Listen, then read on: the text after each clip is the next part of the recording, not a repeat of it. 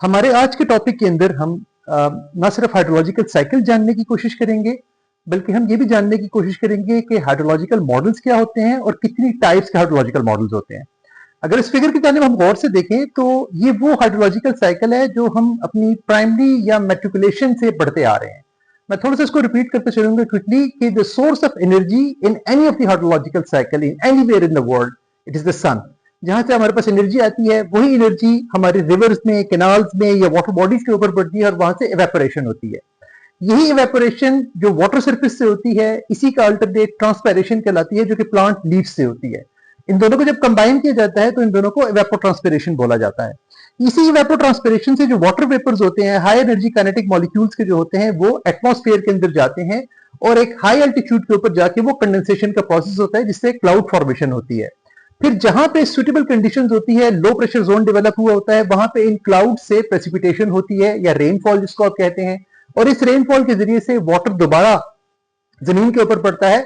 अब यहाँ पे क्विकली मैं आपको बताता चलूं कि रेनफॉल सिर्फ लिक्विड नहीं होती, रेनफॉल की कई टाइप्स हैं। इंशाल्लाह आने वाली किसी वीडियो के अंदर हम इसको डिस्कस करेंगे, बट मोटा मोटा मैं आपको बताता चलूं कि there are two major types of rainfall. एक को हम लिक्विड प्रेसिपिटेशन कहते हैं और दूसरे को हम सॉलिड प्रेसिपिटेशन कहते हैं। लिक्विड प्रेसिपिटेशन जैसे कि आपके सामने होती है, जो आम बारिश होती है, और सॉलिड प्रेसिपिटेशन स्नोफॉल की फॉर्म में होती है, जो कि हाई ग्लेशिएटेड एरियाज के अंदर होती है या हाई एल्टीट्यूड के ऊपर होती है।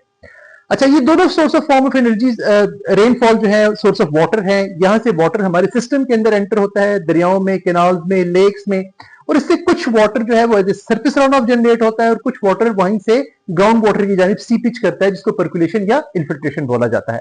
आई होप कि वाटर साइकिल हमें क्लियर हो चुका होगा। अब हम अगली स्लाइड के ऊपर जाके देखते हैं कि हाइड्रोलॉजिकल मॉडल्स होते क्या हैं।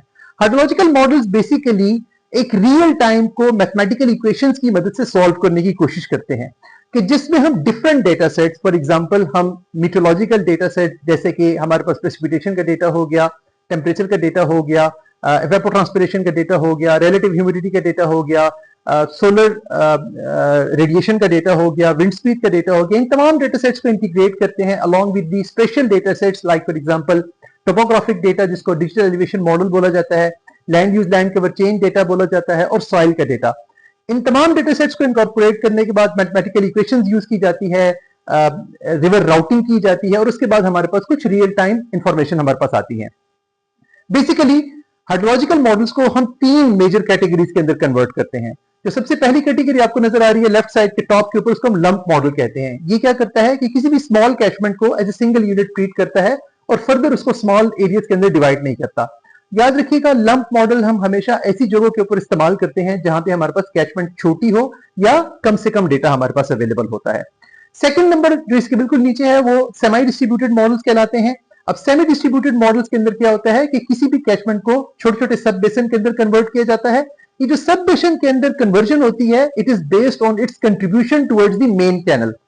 सो इस तरह के एग्जांपल्स हमारे पास HMS की है, टॉप मॉडल की है, आर्क स्वाट की है।